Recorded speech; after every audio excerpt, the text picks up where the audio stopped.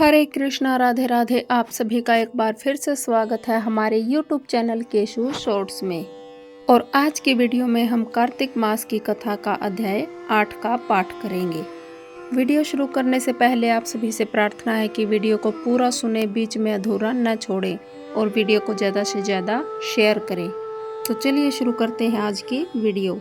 कार्तिक मास के 8वें अध्याय में भगवान कृष्ण नारद जी को कार्तिक मास व्रत की उद्यापन विधि के बारे में विस्तार पूर्वक बता रहे हैं। श्री नारद जी बोले, हे राजन, अब मैं कार्तिक के व्रत की उद्यापन विधि सामान्य प्रकार से वर्णन करता हूँ, उसे ध्यान से सुनिए।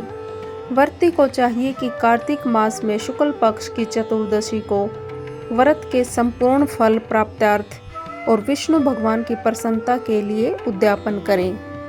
तुलसी जी के ऊपर सुंदर 4 दरवाजे बनाएं, वंदनवार तथा फूलों से सुसज्जित करें। चंवर से सुशोभित यह मंडप बनावें। चारों द्वारों पर मिट्टी के बने हुए पुण्यशील, सुशील, जय और विजय नामक 4 द्वारपालों को अलग अलग बैठाएं। तुलसी की जड़ में 4 रंगों से सुशोभित उत्तम सर्वतोभद्र का चक्र बनाएं। उसके ऊपर पंचरत्न नारियल रखें और शुद्ध वस्त्र से कलश को आच्छादित करें। उस कलश के ऊपर शंख, चक्र, गदा, पद्म और पीतांबरधारी लक्ष्मी युक्त विष्णु भगवान का पूजन करें। कार्तिक मास का व्रती इंद्र आदि लोकपालों का पूजन मंडप में करें। द्वादशी को विष्णु भगवान जागे थे। त्रयोदशी को देवताओं ने विष्णु भगवान का दर्शन किया था। चतुर्दश तिथि को देवताओं ने उनका पूजन किया था। इसीलिए भगवान की उद्यापन पूजा चतुर्दशी तिथि को शांत मन से की जाती है। इस दिन संयम और शांत चित्त से व्रत भी करना चाहिए। अपने गुरु की आज्ञा अनुसार सुवर्ण की मूर्ति बनाकर षोडशोपचार तथा विधि नैवेदिकों से भगवान का पूजन करें। विविध प्रकार के मांगलिक गायन, वाद्य तथा कीर्तन करके उस रात्रि में जागरण करें। जो प्राणी श्रद्धा पूर्वक भगवान का कीर्तन करते हैं, उन लोगों के शत जन्म के एकत्रित किए हुए पाप भी विनष्ट हो जाते हैं। जो लोग जागरण करके प्रेम पूर्वक भगवान का कीर्तन तथा नृत्य करते हैं, उनको 1 सहस्त्र गोदान का फल प्राप्त होता है।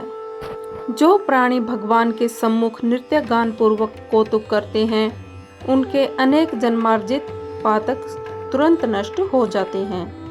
जो प्राणी विष्णु भगवान के सम्मुख नृत्य, गीत आदि कौतुक करता हुआ जागरण करता है तथा उनके चरित्रों का पाठ करके विष्णु भक्तों को प्रसन्न करता है और व्यर्थ की बातों का त्याग कर मुख से बांसुरी आदि बाजा बजाता है, इन भक्ति भावनाओं से युक्त जो मनुष्य रात्रि भर जागरण करता है, उसे करोड़ों तीर्थों के करने के समान पुण्य प्राप्त होता है।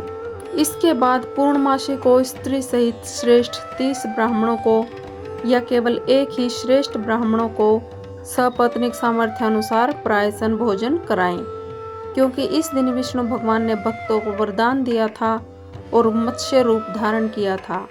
अतः इसी तिथि को दान, हवन, जप आदि जो कुछ भी श्री विष्णु भगवान के निमित्त होता है, वह अक्षय फल को देने वाला होता है। इस कारण व्रती 1 या 30 ब्राह्मणों का पायसान भोजन कराएं। तब देवताओं के देवता विष्णु भगवान को तथा देवताओं को अलग अलग प्रसन्न करने के लिए अतो देवा इन दोनों वैदिक मंत्रों से तिल और पायसांत्र का हवन करें। उन ब्राह्मणों को अपनी सामर्थ्य के अनुसार दक्षिणा दे और प्रणाम करें। पुनः विष्णु देव की पूजा कर अन्य देवताओं तथा तुलसी का तथा कपिला गो का पूजन कार्तिक व्रती सावधानी से करें। व्रत का उपदेश करने वाले सपत्नीक गुरु तथा उन सपत्नीक ब्राह्मणों का वस्त्र, आभूषण आदि से पूजन कर क्षमा की प्रार्थना करें।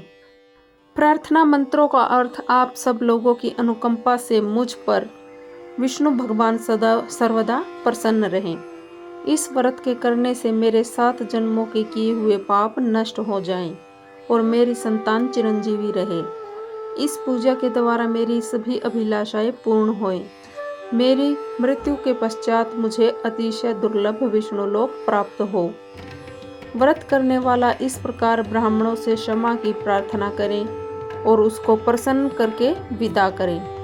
पूजा की उन सब वस्तुओं को गो के साथ गुरु को दे दे। इसके पश्चात बंधुओं और मित्रों के साथ स्वयं भी भोजन करें। कार्तिक तथा माघ मास के उद्यापन के नियम इसी प्रकार कहे गए हैं। इस प्रकार जो प्राणी विधान सहित कार्तिक मास का व्रत और उद्यापन करता है वह पाप रहित होकर मनोविभीषित कामनाओं को प्राप्त करता है। अंत में विष्णु लोक में निवास करता है। तीर्थों, दानों और सब व्रतों करने से जो फल प्राप्त होता है उसे करोड़ गुना अधिक पुण्य फल विधि पूर्वक कार्तिक मास का व्रत करने से मिलता है। वे प्राणी धन्य हैं, वे पूजनीय हैं और उन्हीं का इस संसार में जन्म लेना सफल है, जिन्होंने विष्णु भगवान की भक्ति में तल्लीन होते हुए कार्तिक मास का व्रत किया है। कार्तिक मास का व्रत करने वाले पुण्य भय से उनके समस्त पाप कांपते जाते हैं, इधर उधर भागते फिरते हैं और कहते हैं कि अब हमारा जाना कहाँ होगा। इस कार्तिक मास के व्रत के विधान को जो भक्ति पूर्वक सुनता है या वैष्णवों के सम्मुख सुनाता है, ये दोनों इस व्रत द्वारा इस व्रत से प्राप्त होने वाले पाप नाशक सभी फल प्राप्त करते हैं। तो ये थी कार्तिक मास की कथा के अध्याय 8 की कथा। अगर आपको वीडियो पसंद आई हो तो वीडियो को ज़्यादा से ज़्यादा लाइक करें और शेयर करें और हमारे चैनल को सब्सक्राइब करें। भगवान श्री विष्णु आप सभी के ऊपर अपनी कृपा बनाए रखे। हरे कृष्णा।